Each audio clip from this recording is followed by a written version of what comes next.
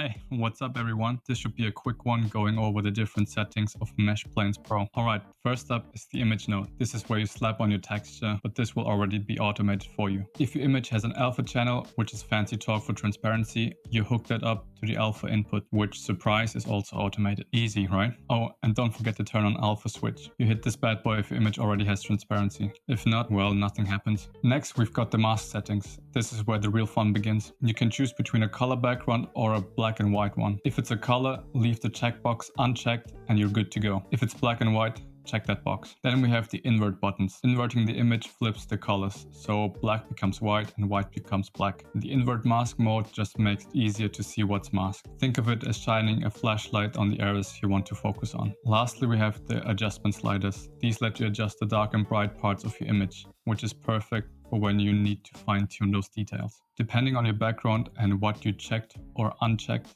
you will need to use the different sliders, which are marked with color or black and white. The BSDF settings are basically the same as you would have in Vanilla Blender. If you need a color change, just slide it around to pick whatever hue you're feeling. The mix color factor controls how much of your color choice actually affects your image. Next up is roughness and metallic, which work as usual. Moving on to the normal settings. If you have a normal map or want to generate your own normal map, plug it into the normal node. If you don't feel like it, it's no problem at all. You can just fake generate the normals. The normal fine tune is where you tweak the intensity of your fake normals, and you can slide the bump up or down if you want it more subtle or not. And if you want to, you can also invert the normals, so you can just flip it upside down. Moving on to the emission settings, just crank it up and you'll see the instant glow. For the next level stuff, there's an experimental HDR setting. Turn on HDR and suddenly your emission goes from meh to wow.